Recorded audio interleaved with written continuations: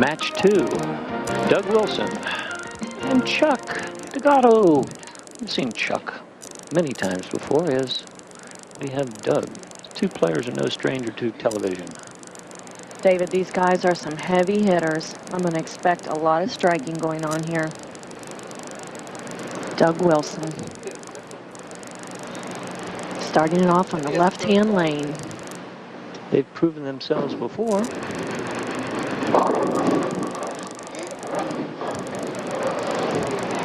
Doug, of course, married to Tracy, another fine bowler. And as a matter of fact, he lists her as his coach. Boy, that's like trying to teach your wife how to drive. I'm not sure that's... Hey. Sorry. Don't go there, Dave. Let's see if we can bring the spare back. The 2-5, and it chopped, as we have seen so often over the years. Try to kill the ball, folks. Take the thumb right up into the 1 o'clock position. Let the ball fall off your hand and let your arm swing go right at the 2 pins. Let's see. I don't know which dog is, well... Better not go there either. Okay. Chuck on the right-hand lane. Let's see if he can take advantage of an early open. Whoa, Chuck has quite a few people here backing him this morning. I think Chuck bought a round before the show started. That's right. Yeah. Miller products for everyone. That's right. Miller and Pepsi are in the house. David, Chuck's going right up the boards. He's not getting a lot of the lane. Maybe covering maybe 5 boards all the way up. I think he might have something there. Well, we've seen that in years past, Jen, where the bowler who covers the least amount of boards is going to live in the pocket, but that's a primary example there. You're going to miss the heavy roll. The pin action was there that carries the 5 out, but the heavy roll did not come through and cut through the pocket for a strike. Chuck, of course, qualified with a 749. What a great score. 6 300 games and 4 800 series. So we know he knows how to strike. Can he make but it can he spare? Yeah. Yes, he can, of course.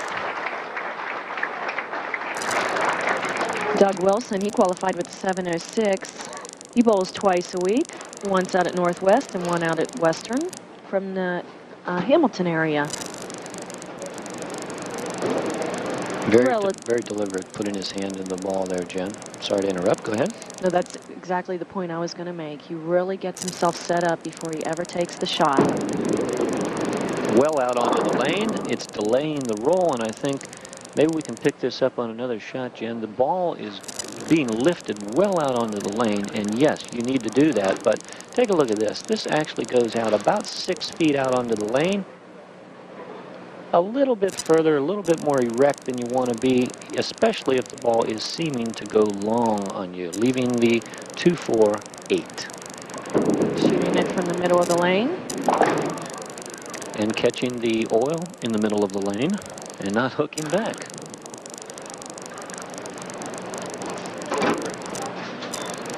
Doug Wilson, age 33, averaging 210, qualified with a 706 score. His only a second TV appearance, even though he seems more comfortable. 5 300 games, but he needs to get on the strike train right here because he's already 23 pins down. Typical, going light, makes an adjustment, and then goes high. Going high on the left lane, though. We'll have to talk to one of the bowlers after this match to see if, in fact, there is a subtle difference that they're not allowing for. There you see the 6-7. Need to slide the 6 all the way across the lane. That's not going to work. David, recently, Doug scored a 778 in the Hamilton City Tournament with a 300 game, 255, 300, 223. That is very impressive. Well, as you look at the Pepsi BPA scoreboard, you see Doug Wilson with 3 open frames to start the match off. That's the last thing in the world you want to do, especially against Chuck Degaro. Again, going right up the boards. Throwing a urethane ball, I believe, David, which really a urethane's going to help more consistent roll. but you won't quite get the hitting power. There you see it, getting the ball down much shorter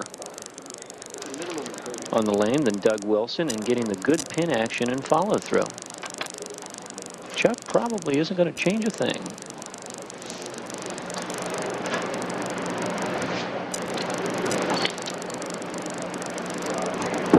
Oh, got it down way short. Let's see what happens. Oh, gets a head pin to do the talking for him. That ball literally fell right off his hand, and it didn't make any difference. The good, clean arm swing took the ball to the target. Take a look at this.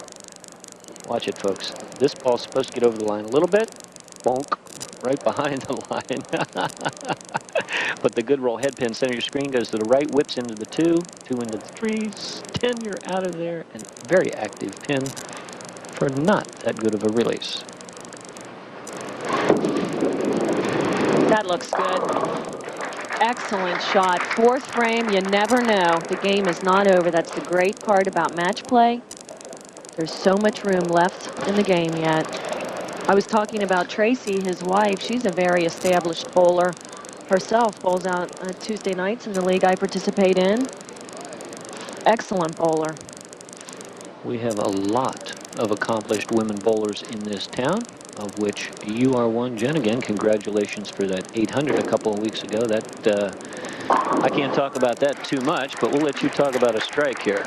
Again, going for a double now in the 5th frame. He's already chopped 10 pins off of the lead from Chuck just with getting that double. Frame by frame, you have to pick away at it one at a time and hope that your opponent falls just slightly. 44 pins, the lead before that strike, 34 now. Chuck can raise it back up to 44 with a strike here. And he's not going to let up at all. Well, I don't think you ever want to let up low. Take a look at this. Again, getting the ball down incredibly short. Another one behind the line, but I'm not so sure he's not doing that on purpose, Jen, to get the ball rolling. Since he's not swinging it, he wants that heavy forward roll, and you got to get it down early to do it. I agree 100%. It's working.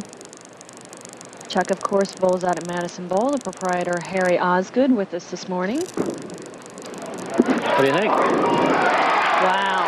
I think this guy's on a roll, and he just left the premises, huh? He is on a major roll. Crowd very appreciative of some great bowling. 5 strikes out of 6 frames. That's a way to run into the lead with any competitor, but Doug Wilson needs to get strikes. Even if you're not going to win the match, you want to put on a good showing, especially with the talent that Doug has. I predict he's going to be around the pocket. I think he's lined up now, David. That's it. He is not going to let up. He is going to give it every effort he has to strike the rest of this way out.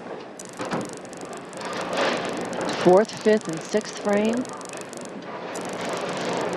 All strikes. Still 44 pins. Let's see if we can get a good shot here of his release. Putting a little moisture into the thumb hole. The cocked wrist back. Gets through the ball nicely again. Look at this. Yep. All right, we have a performance going on now. 2 games in a row now, Jen, we've seen it. The player starts very, very shoddy to begin with, and then just comes on like gangbusters. Why? David, year after year, we talk about the genuine talent that's in Cincinnati. And there's just so many bowlers that are averaging over 210 these days. It's truly remarkable. I would pit our bowlers against any other city in this nation. It's been done, and we've won. Great. Chuck on the right-hand lane. Very bad break. Correct. Now that, David, that could be the little opening that I'm talking about that Doug needs to start to put some pressure back on him. Well, with 3 full frames yet to go, that man right there, Doug Wilson, can sneak back in and at least get in position to make the match interesting in the 10th frame. Chuck shooting that 7-pin from the middle of the lane. Well, with rather unusual. Yes, and his game is unusual. It's very sound, and he looks comfortable with everything that he does. But again, it wouldn't be the form or the approach that a typical left-hander would take to the game. Maybe that's why he's on the show. He's getting the job done nonetheless. Currently averaging 224 out at Madison.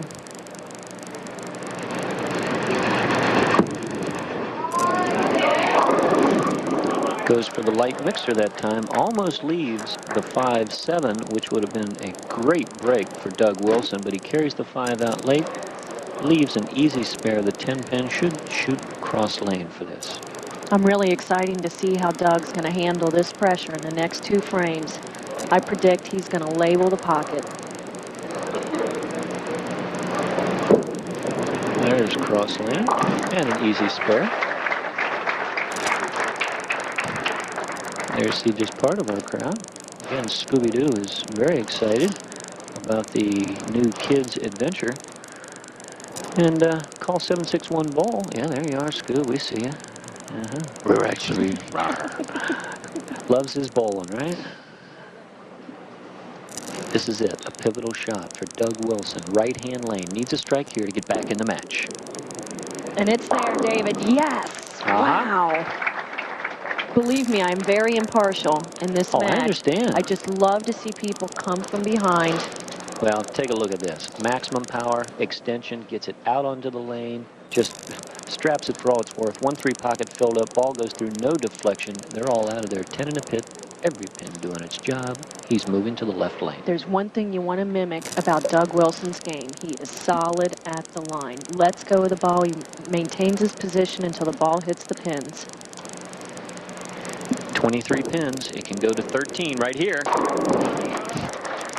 Absolutely phenomenal. Don't go away. We went from a blowout 3 frames ago to a match. There you see it. 168 for Chuck Degaro in the 7th. 146 with a double working for Doug Wilson in the 7th.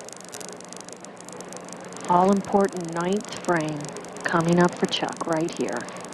Chuck is 12 pins up. He wants to keep the lead with a strike. Great shot.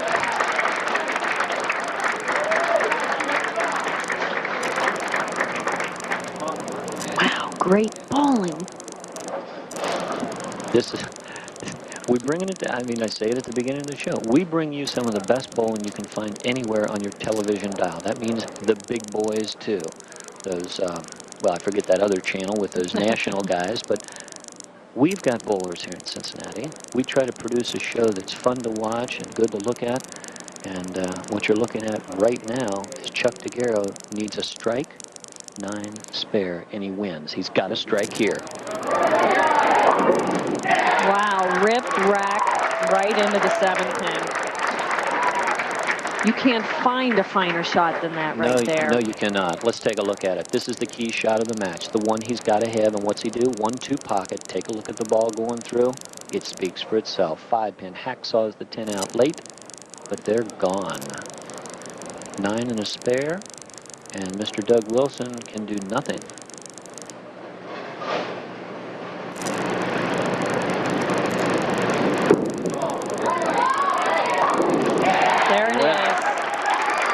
That will do it, and what a match we have seen here. Almost a comeback, but then the person in the lead rallies around his own game and just throws 2 clutch shots.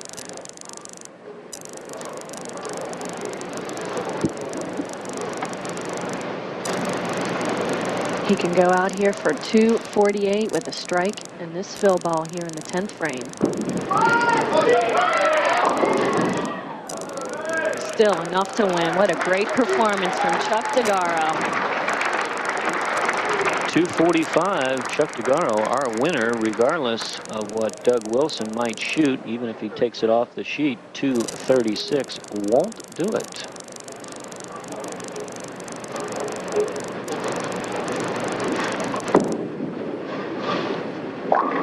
Doug Wilson will go out with a bang, but he cannot win.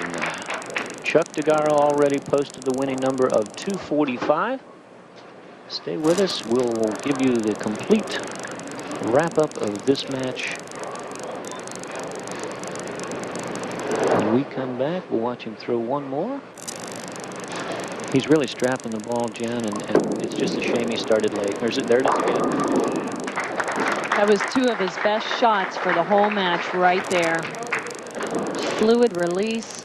Like I said, he's solid at the line. Great match. And why do we see a great match? Because of the sponsors of the King of TV bowling. Miller, Pepsi, Slush Puppy. Of course, Jeff Weiler. We got a million of them, huh? And WGRR will be coming up shortly, too. Your winner, Chuck Degaro, 245 over Doug Wilson's 236 in game number 2. Stay with us. We'll be back for the championship match in just a moment.